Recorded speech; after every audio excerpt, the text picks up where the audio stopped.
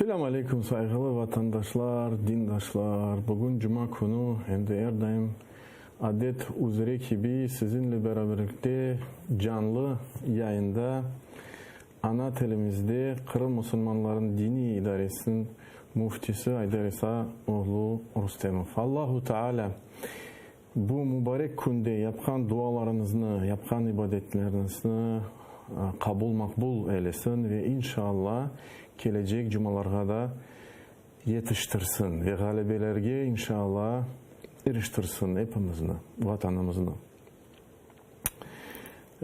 Bugünkü mevzumuz aslında böyle pek mühim bir mevzudur aslında.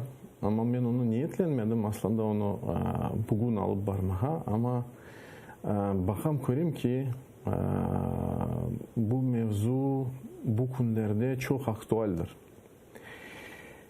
Mevzu işte Allah yolunda infak etmek. İnfak etmek demek ki sarf etmek. Ama sarf meselesi masraftan bir tamirli. Onun için ben sarftan çekindim, infak dedim. Ve bilemiz ki işte Kur'an-ı Kerim'de bu istila degen termin işte bu ifade bizzat bu ifade infak etmek el infaku fi sabilillah çok geçiyor ve hadislerde Peygamberimiz Muhammed sallallahu aleyhi ve sellem nice hadislerde teşvik etti ve Allahu Teala yüce kitabında nice ayetlerde teşvik ete ve emir ete infak etmeye. Bismillah deyip başlayık. Rabbi şrah li sadri ve yessir li emri ve ahlul uqdeten min lisani yefkahu kavli. Evet saygılı vatandaşlar. Allahu Teala Kur'an-ı Kerim'de ne ayta? Ba'da auzubillahi mineşşeytanirracim. وَمَا لَكُمْ أَلَّا تُنْفِقُوا فِي سَبِيلِ اللّٰهِ. Ne içindir siz? Yani ey Allah'ın kulları, ey müminler, ey Müslümanlar. Yani Allah'a iman etip de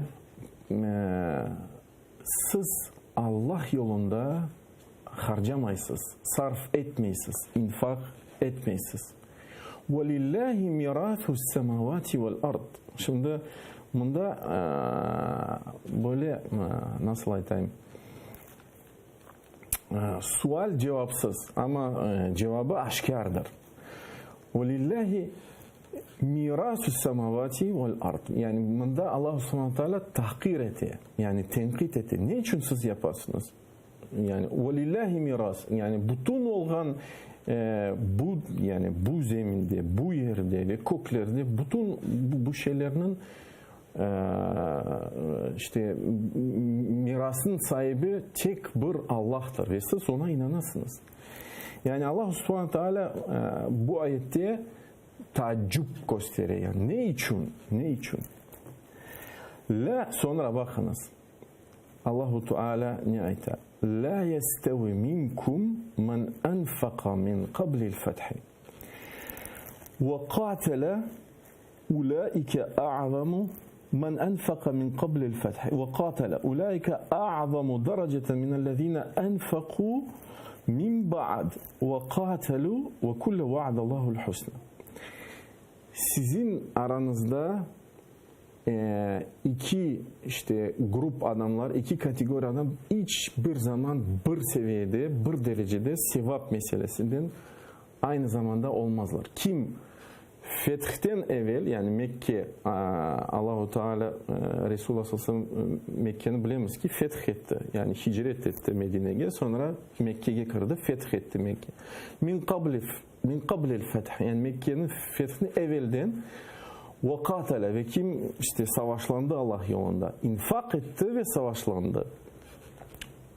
Ve ikinci kategori kim Mekke'nin fethinden sonra işte infak etti ve savaşlandı Allah yolunda, kureş etti, mücadele etti. Ve kulle va'adallahu'l husna. Elbette ki bu iki kategori bil adamlar hem birinci kategori hem ikinci kategori onların sevapları olacak. İnşallah sevaplarga nail olurlar. Ama hiçbir zaman bir seviyede, bir derecede olmazlar. Birinci kategori her daim yüksek seviyede olacak. Yüksek derecede olacak. Ne için? Çünkü ağır zamanda işte Peygamberimiz Muhammed sallallahu aleyhi ve sellem yanında oldular. İnfak ettiler. Öz mallarını mücadele ettiler. Öz canlarının feda ettiler. Kureşlendiler, savaşlandılar. İşte yani biz böyle kıyaslasak halkımız, vatanımız, milletimiz yani böyle aynı zamanda desek olacak. İşte Kırım işgal tübünde, Kırım'dan çıktık. Mecburen mında işte mücadele ettiğimiz bazıları mında, bazıları anda bütün esas milletimiz Kırım'da işgal tübünde ağır vaziyette işte ben de aytam. Çok böyle benzegen, oşağan bir vaziyettemiz. Onun için kim bu günlerde, bu ağır günlerde iştirak etse birinciden öz malının, yani çünkü kureş degenimizde birinciden mal meselesi çıkar. Finans meselesi çıkar. Destek meselesi çıkar. Ve biliriz ki Kur'an-ı Kerim'de bütün geçen ayetler bu hususta yani bizzat kureş meselesinde yani Allah yolunda cihat meselesinde her daim birinciden Allahu Teala bu infak meselesini koteriyor ayta. Tek bir ayette canlar ilk evvela geçe sonra mallar geçe. Ama bütün kalan ayetlerde yani düşününüz ki bütün kalan ayetlerde her daim Kureş meselesini Allah subhanahu teala müzakere etse öz kitabında ilk evvela bu finans meselesi yani maddi meselesini destek etmeyi. Bilemiz ki işte her daim desteğe muhtacımız. ATR telekanımız, milli telekanımız muhtaçtır. Şimdi işte milli hareketimiz, tedbirlerimiz bunda her daim ihtiyaç çıkar. İşte biz bunda bir şeyler işte halkımız için, Kırımlılar için, Kırım Tatar halkı için uğraşamız bir şeyler yapmaya. Anda küçük bir camiçik kurmaya, bunda işte arsa alınacak, cami kurulacak. Her daim bu meseleye çıkar. Onun için ben hepinizni ilk evvela özümü davet ettim. Çekinmemek, iştirak etmek. Yani kim Ukrayna serbest topraklardan bunda varsa çok kolay imkaniyeti ola. Yani privat 24'den kirebilir.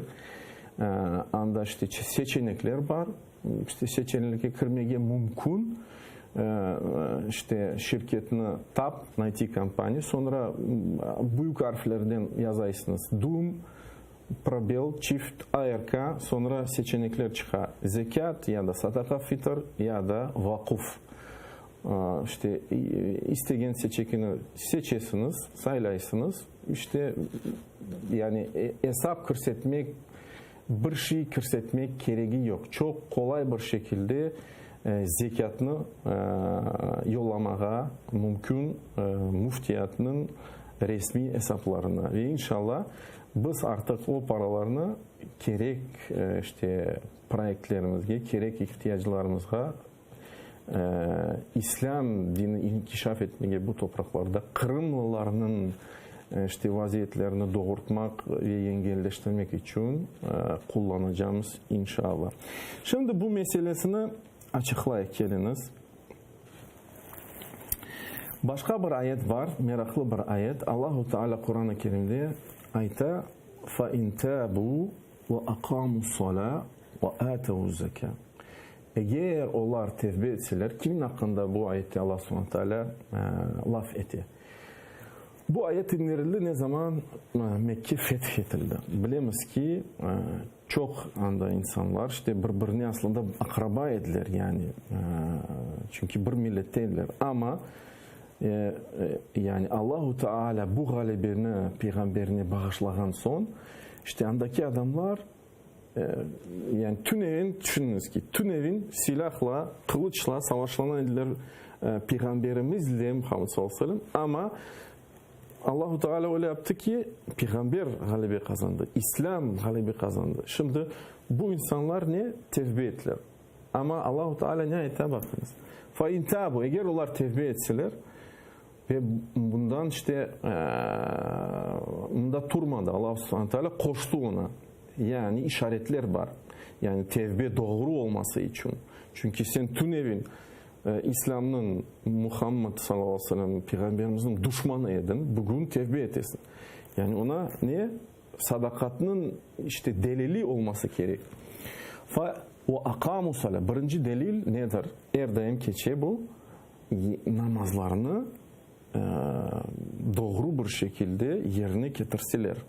Akamu salat. Birinci şart. Ben bunu işte tamim ettim. Abapşay aytam ki bu işte beden ibadeti.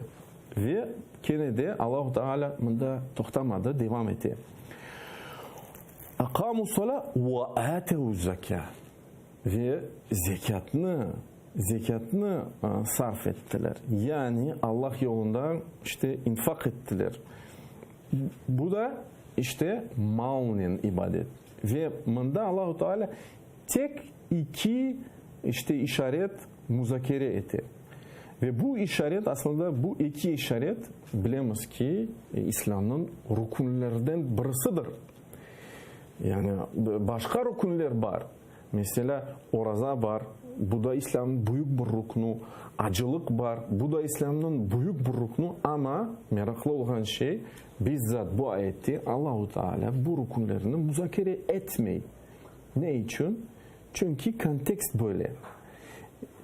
Yeterli ki eğer insan yani bunun manası terin manası satırların arasında olan manası eğer insan bedenle ibadet yapsa ve malla ibadet yapsa Allah-u Teala artık demek ki onun tevbesi doğrudur ve makbuldur. Allah-u Teala onu kabul etti demek ki manası kele. Ve bu iki şart işte onu tespit etti, ona delil ola. Fa ihvanukum fid din. Yani onlar eğer tevbe etseler, namazları kılsalar, zekatlarını çıkartsalar, o deseler, sarf etseler, fa ihvanukum, onlar artık sizin kardeşleriniz, dinde olan kardeşleriniz. Ve nufassilul ayati li kavmi ya'lemun. Ve biz kendi ayetlerimizni izah etmemiz li kavmin ya'lemun. Bilgi olan milletke ya da halka.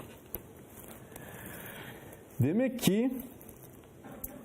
ki hulasa demek ki işte malla ibadet etmek, ilk evvela zekat çıkartmak, sonra sadaka, bu her daim imanın delilidir.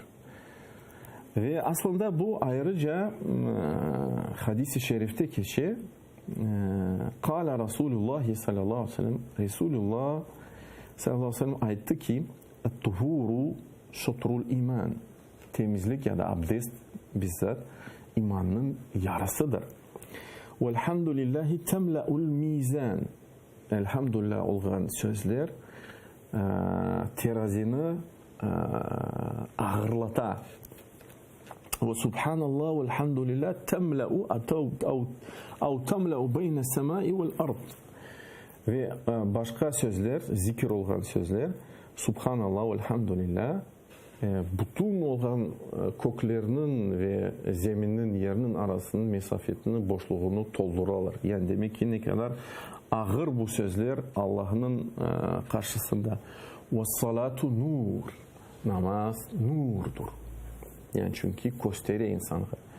Ne olan doğru yapkan hareketlerden, fiillerden ya da niyetlerden, ne olan kötü ya da pis. Ve sadakatu burhan. Sadaka yani Allah Teala yolunda infak etmesi burhan. Burhan demek ki delil, doказательство. Yani imanın delili, onun imanının yani ne kadar sadık olduğunun o imanında bir delildir. O sabır diye, sabır de işte ışıktır. Vel Kur'anu hüccetun leke ev aleyk. Kur'an-ı Kerim senin için hüccet olacak. Hüccet de delildir. Yani sinonimi. Bu dünyada ve öbür dünyada. Ev aleyk.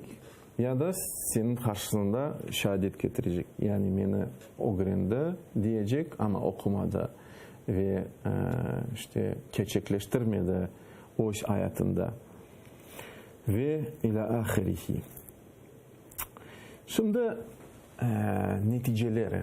Yani Allahu Teala ve Resulullah bizge çok böyle tefsilatlıca anlatar. Yani eğer insan infak etse Allah yolunda nelerge, ne neticelerge, ne meyvelerge nail olacağını ve aslında bu işte meyveler hakkında sohbet çok meraklıdır.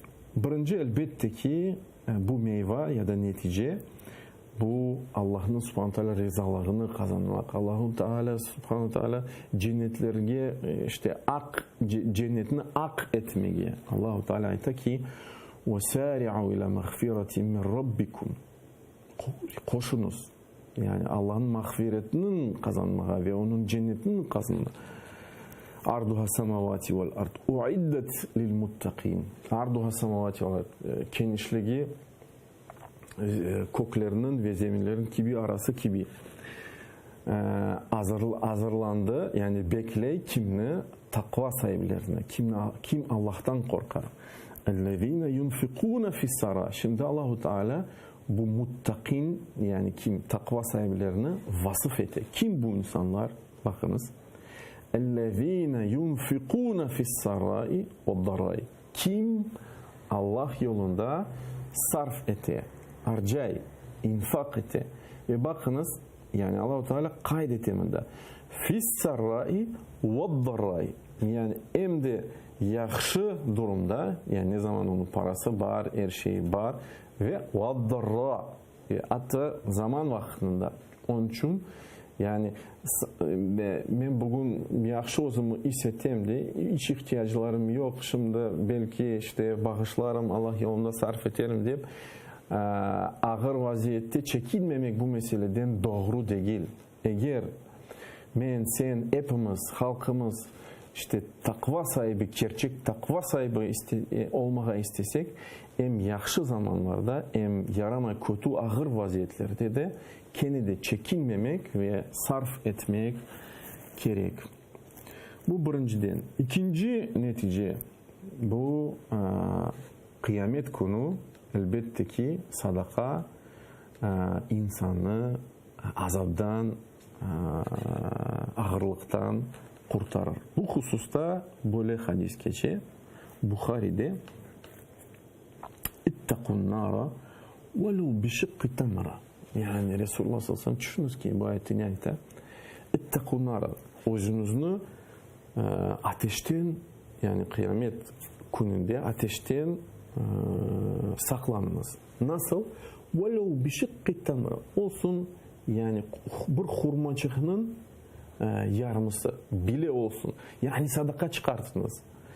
Yani feda etiniz Allah yolunda kıyamet günde bu işte küçük bile bir şey olsa sızını saklayacak, korçalayacak kıyamet günde. Onun için bilemiz ki aslında adetlerimizde de var.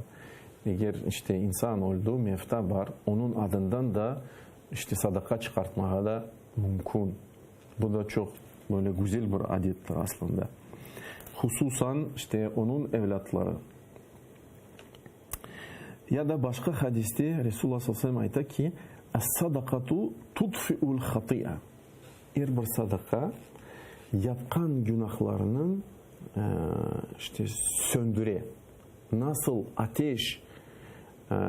ateşini su söndüre öyle de yani Resulullah sallallahu aleyhi ve sellem bunda işte mecaz getiriyor. Vasıf böyle kıyaslama getiriyor.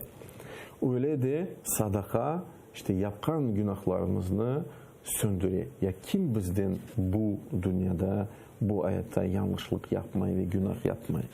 Ve bu bir fırsattır. Yapkan hatalarımızı, yapkan günahlarımızı silmek için.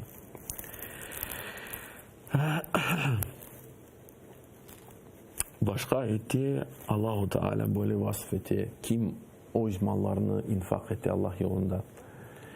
Ayta ki مَثَلُ الَّذ۪ينَ يُنْفِقُونَ أَمْوَالَهُمْ فِي سَبِيلِ اللّٰهِ Kim Allah yolunda o mallarını sarf etse onların örneği bir urluğun örneği gibi. أَنْبَتَتْ سَبْعَ سَنَابِلِ Bir urluktan 7 fıstan çıktı, stabil çıktı. Fi kulli sumbuletin mi'atu habba. Bir fıstandan artık 30 orluk, 100 orluk çıktı. Yani Allah-u Teala düşününüz ki ne kat işte bağışlay. Kim Allah yolunda feda etti. Elbette ki her bir sadaka çıkarılan sadaka insanın kalbini temizler. Bu hususta Allah-u Teala böyle ayette. Huz min amvalihim sadakatan. Ey Muhammed! Onların mallarından sen sadaka al ki bu sadaka tutahhiruhum. Yani bu sadaka onların kalplerini, yüreklerini temizler. O tuzakihim biha ve o osturur, temizler ve osturturur. Başka bir meraklı bir şey. Yani sadaka aslında ağır hastalıklardan bir şifanın sebebi olabilir. Yani ilacı olabilir. Meraklı bir şey. Yani eğer bir yani Allah'a iman etmeyen olan insan elbette ki buna inanmaz. Ama biz Müslüman halkı olarak buna inanamız. Çünkü Resulullah sallallahu aleyhi ve sellem etti ki davu mardakum bis sadaka. O hastalarınızı sadaka vasıtası ile tedavi etiniz. Yani Resulullah sallallahu aleyhi ve sellem emir buyuruyor bizge. Bu hususta meraklı bir işte hadise var. Abdullah ibn el-Mübarek işte tabi onlardan büyük birisiydi.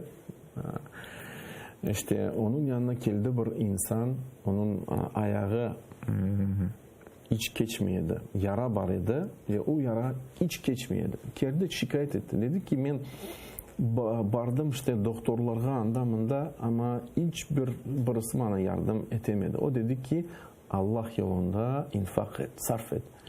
Var ki burada ne işte kuyu kaz. Bilemiz ki kuyu bu sadaka-i cari. İşte bu insan bardı, kuyu Allah rızası için yaptı ve onun ayağı geçti. Meraklı bir örnek.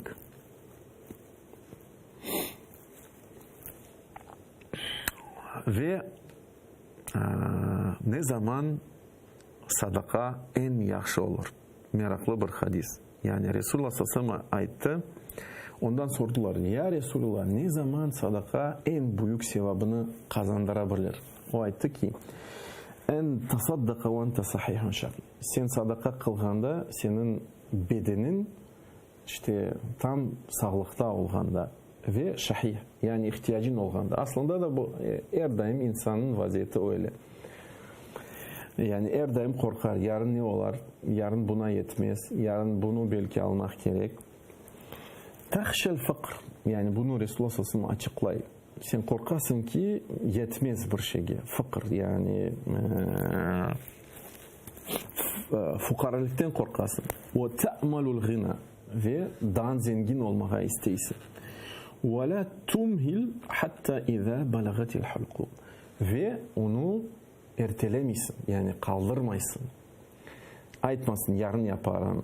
Hatta iza balagat ta ki senin canın işte boğazına kadar çıkacak. Yani ölüm arifesinde olacaksın ki ve aytacaksın. Olsun bu malım o insana, olsun bu malım bu insana ve ilahire. وَقَدْ كَانَ لِفُلَانِ Yani Resulullah ayta ki aslında bunun faydası artık ne var ki sen öleceksin. Bu dünyada bu mallarını kaldıracaksın aslında. Bu mallar başka insanlara gidecek. Bu hadisinin manası pek terendir. Pek terendir. Ne yazık ki saygılı vatandaşlar vakti bitti. İnşallah gelecek sefer bu meseleni inşallah devam ederek, müzakere ederek ve sallallahu ala nebiyyina Muhammed ve ala alihi ve sahbihi ecmaîn.